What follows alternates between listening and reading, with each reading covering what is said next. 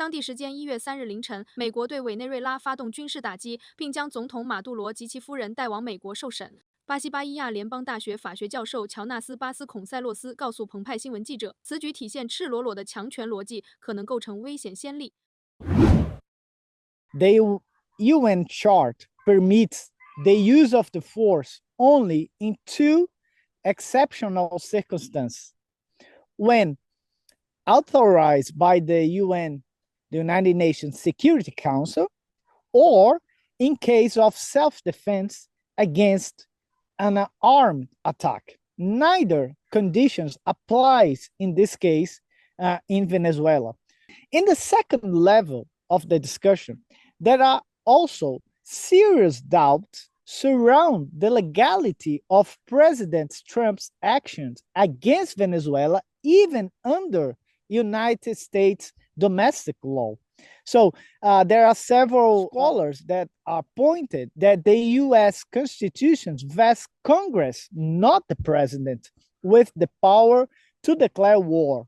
And the use of military force abroad generally requires either prior congressional authorization, so parliamentary authorization, or a clear imminent threat justifying limited self-defense. So those conditions are not present in this situation.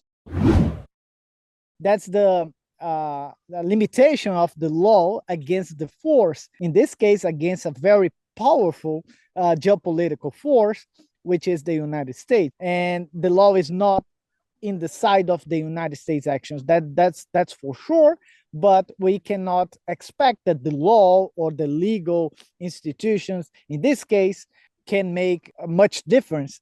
The United States was, for a long time, the main sponsor of the international order.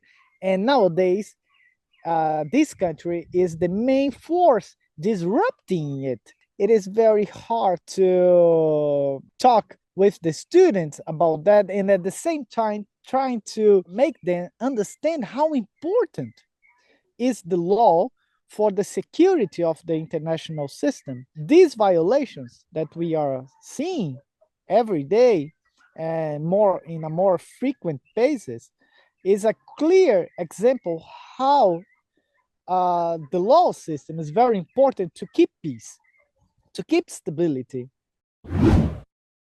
We are not talking about rule of law here. We are talking about rule of force. Every scenario is possible. President Maduro could have the same fate as, for instance, Saddam Hussein suffered during Iraq invasion, or he could go to jail.